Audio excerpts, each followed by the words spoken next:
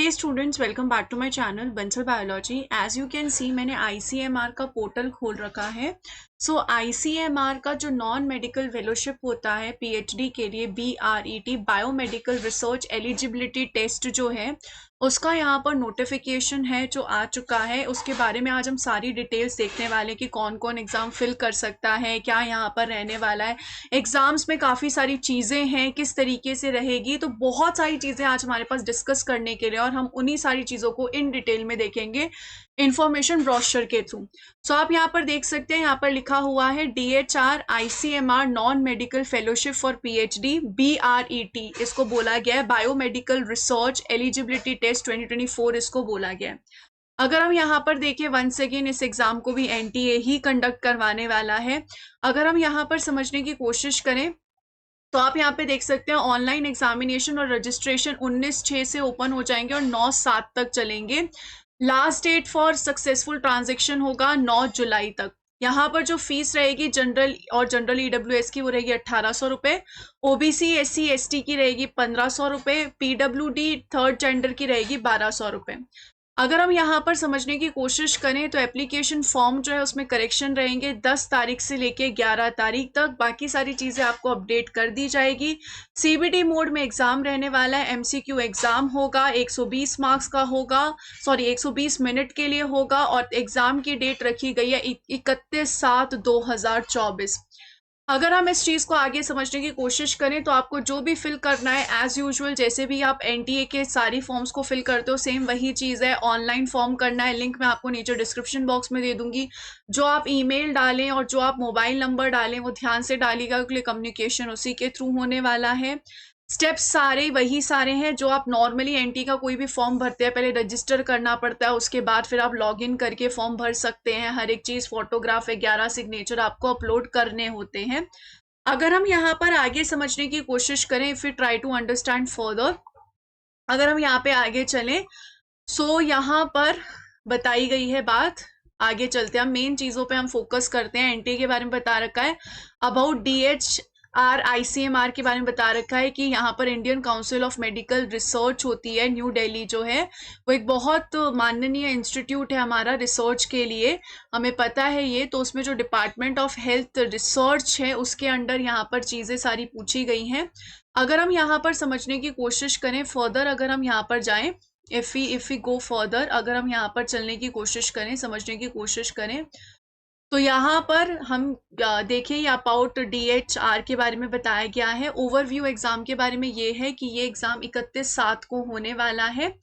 The award of the, यहाँ पर ध्यान से पढ़िएगा, the award of the fellowship to the successful candidate qualified candidates will depend on their finding placements in a medical college, hospital, university, national laboratory, institution of national importance, ICMR institute centers as per the categories given below।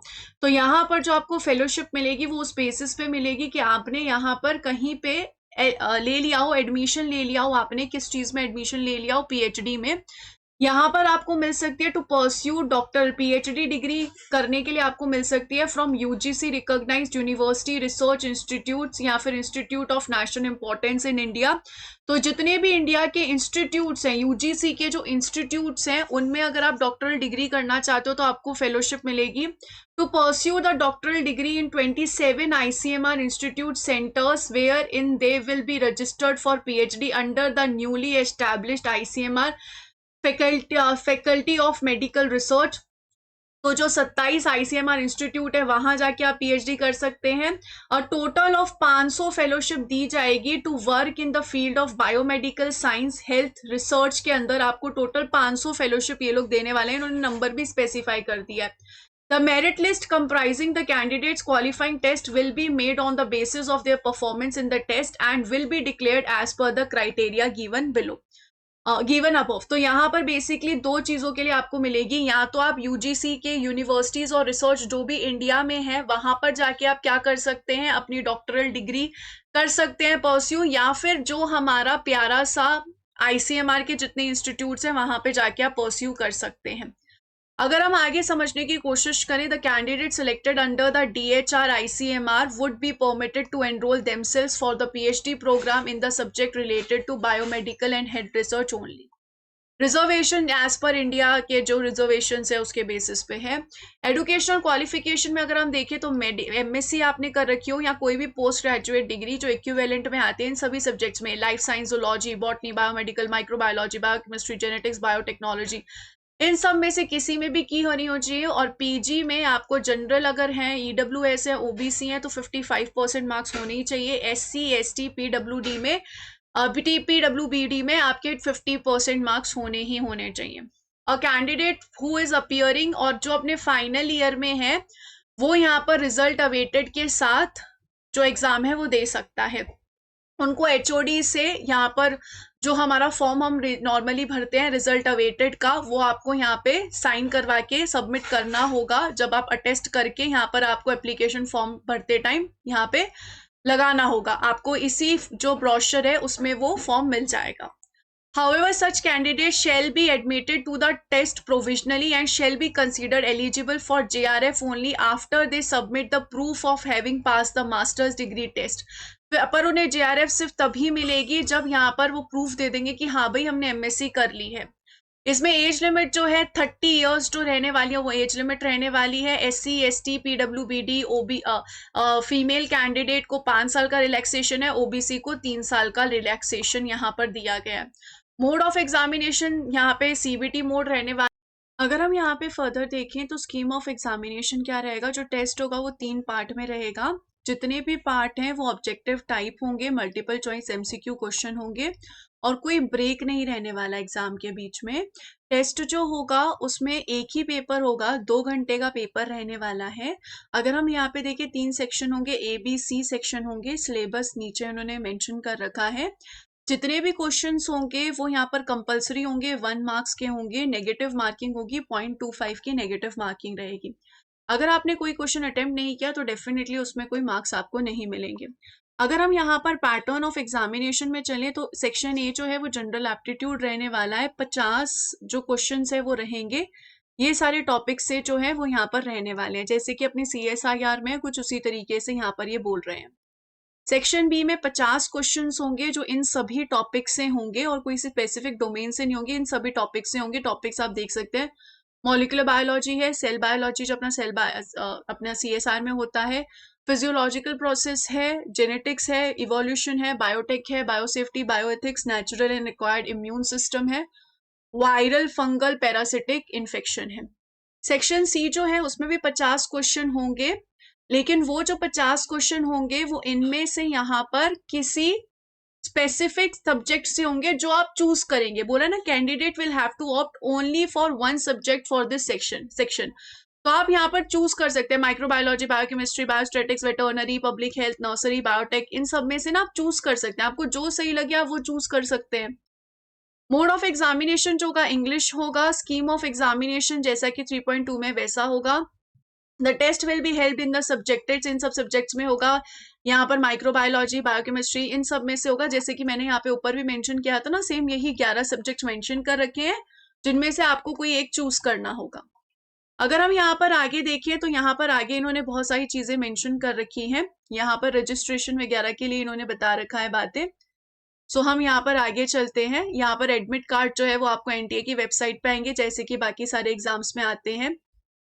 कोई unfair mean practice नहीं चलेगी। Final answer की आ जाएगी, आपको response जो sheets आती हैं आजकल वो आती हैं सेम वही तरीके से। अगर कोई NTA की तरफ से गलती हुआ, आपको चैलेंज करना है तो पर क्वेश्चन का 200 रुपए देके आप चैलेंज कर सकते हो। ये फीस नॉन रिफंडेबल होती है। It's same like that of other exams. अगर हम यहाँ पर देखें 120 मार्क्स का जो 120 मिनट का जो ये पेपर है वो रहने वाला है। इस तरीके से कंप्यूटर बेस्ड होगा, आपको इस तरीके का सब कुछ दिखेगा। This is same as that of rest exams. List of exam cities अगर हम देखें तो ये सारी जो है एग्जाम सिटीज रहने वाली हैं, काफी सारे सेंटर्स दिए हैं तो इन सब में रहेगी। एप्लीकेशन फॉर्म आप इस तरीके से फिल कर सकते हैं, आपको रेप्लिका दिखा रखा है यहाँ पर, इस तरीके से पूरा रहने वाला है। ये पेमेंट रिसिप्ट होगी, पोर्टल होगा, ये सारी चीजें आपको दिखा रखी है। यहाँ पर आपको वो दिखा रखा है कि रिजल्ट अपेटिंग वाला जो है ना, ऐसे अटेस्टेशन लगाना है तो वो आपको इस तरीके से लगाना होगा, ये चीज यहाँ पर मेंशन कर रखी है। ये एनेक्शर्स आपको दिए गए हैं, अगर आप कहीं पे कुछ अप्लाई करना है, लगाना है आपको, तो ये सब आप लगा सकते हैं। अब यहाँ पर आ गया सिलेबस की बात। तो सिलेबस आप यहाँ पर देख सकते हो, पार्ट सी का सिलेबस ये रहने वाला है, आप यहाँ पर देख सकते हो। बायोकेमिस्ट्री का जो सिलेबस होगा वो ये होगा। बहुत सारा सिलेबस जो है मैच करता है, मतलब CSIR का सिलेबस ही है लगभग ये वाला जो है। सारा CSIR के सिलेबस से पूरा सिलेबस जितना भी है ना, this is all same as that of हमारा प्यारा सा CSIR नेट के जैसा है। अगर हम यहाँ पर देखिए, लगभग सारी चीजें जो हैं, लगभग हम ये जितनी भी चीजें इन्होंने दी है, लगभग हम ये सारी चीजें CSIR नेट में पढ़ते हैं। दिस ऑल थिंग लगभग लगभग लगभग हमें पढ़ाई जाती है। बायो इन्फॉर्मेटिक्स ये सब इतना नहीं पढ़ते हम, बाकी इम्यूनोलॉजी ये वगैरह टेक्निक्स वगैरह हम ये सब पढ़ते ही हैं, ऊपर जो भी था ये हम पढ़ते हैं। इसके अलावा ये जो बायोकेमिकल टेक्निक्स वगैरह है, this things also we study, ये सारी चीजें हम पढ़ते हैं। क्लिनिकल बायोकेमिस्ट्री जो है ये चीजें हम नहीं पढ़ते हैं। इसके अलावा डिजीजेस में कुछ डिजीजेस हम पढ़ते हैं, कुछ डिजीजेस नहीं पढ़ते हैं, तो ऐसी चीज है। अगर आप लाइफ साइंस चूज कर रहे हो तो आपको डेव बायो पढ़ना पड़ेगा, फिजियोलॉजी पढ़ना पड़ेगा, इम्यूनोलॉजी पढ़ना पड़ेगा, इम्यूनो टेक्निक्स, ये सारी चीजें जो है वो आपको पढ़नी पड़ेंगी अगर आप यहाँ पर लाइफ साइंस जो है चूज करते हैं। तो ये सब इन्होंने सिलेबस को डिटेल में मेंशन करके रखा है। बॉटनी आपको पढ़ना पड़ेगा, तो ये सारी चीजें आपको पढ़नी पड़ेगी अगर आप यहाँ पर किस में जाते हैं, लाइफ साइंस में जाते हैं। तीसरा यहाँ पर है, अगर आप बायोस्टैटिक्स चूज करते हैं तो बायोस्टैटिक्स में यहाँ पर ये सारी चीजें आपको पढ़नी पड़ेंगी। अगर आप बायोटेक्नोलॉजी चूज करते हैं तो उसमें आपको protein folding, bioinformatics, enzyme kinetics, molecular biology, ये सारे सब्जेक्ट्स पढ़ने पड़ेंगे। सेल बायोलॉजी, मेम्ब्रेन बायोफिजिक्स, ये सारी चीजें आपको पढ़नी पड़ेगी। माइक्रोबायोलॉजी अगर आप चूज करते हैं तो उसमें फिर बैक्टीरिया, वायरसेस, माइक्रोबायोलॉजी को इन डिटेल पढ़ना पड़ेगा। नर्सिंग चूज करेंगे तो नर्सिंग के बारे में सब्जेक्ट्स होंगे। न्यूट्रिशन चूज करेंगे तो न्यूट्रिशन, फार्माकोलॉजी चूज करेंगे तो फार्माकोलॉजी के बारे में। तो ये सारा सिलेबस ना मेंशन्ड है, आप आराम से इन 11 के 11 डोमेन्स को अच्छे से देखिएगा। और मैं आपको यही सजेस्ट करती हूँ कि अगर आप CSR के लिए प्रिपेयर करें तो CSIR से जो डोमेन मैच करता है ना सबसे ज्यादा, वो आप चूज कर सकते हैं। जैसे मुझे यहाँ पे जो दिखा, बायोकेमिस्ट्री जो डोमेन है वो काफी मैच कर रहा है इसके साथ। विद रिस्पेक्ट टू आप फ्यूचर भी देख सकते हो कि आपको PhD किस में करनी है, उस हिसाब से भी आप थोड़ा सोच सकते हैं।